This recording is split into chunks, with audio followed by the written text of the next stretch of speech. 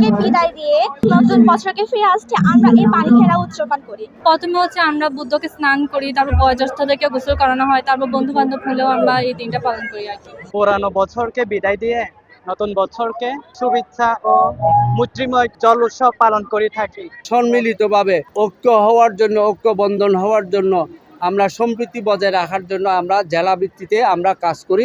এই আশাটা হচ্ছে আমাদের সবাই মিলে আমরা সম্প্রীতি থাকার, আমরা আমাদের পাশাপাশি অন্যান্যদেরকেও আমরা সম্প্রীতি বন্ধনে রাখার চেষ্টা করি। এক কথা হচ্ছে আপনার আমাদের এখানে শুধু আমাদের মারমা না, আমাদের এখানে চাকমা আসে, তঞ্চঙ্গা আসে, আপনার মুসলমান আসে, বিভিন্ন সম্প্রদায়ের গুত্ররা আসে।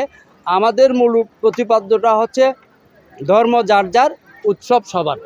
এটাই কি আমরা সামনে অগ্রসর হওয়ার প্রয়াস করি।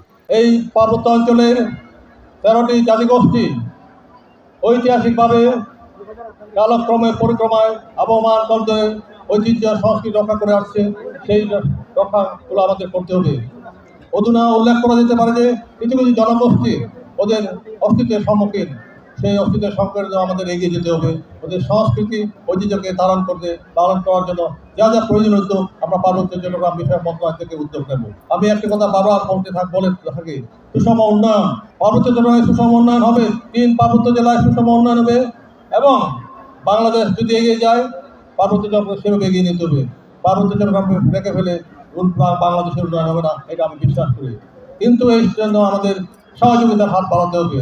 সে কারণে আমি মনে করি আজকের এই সাংগ্রাম উৎসবের মধ্য দিয়ে আজকে আমরা নূতন বছরকে বরণ করে আমরা প্রতিজ্ঞাবদ্ধ হব।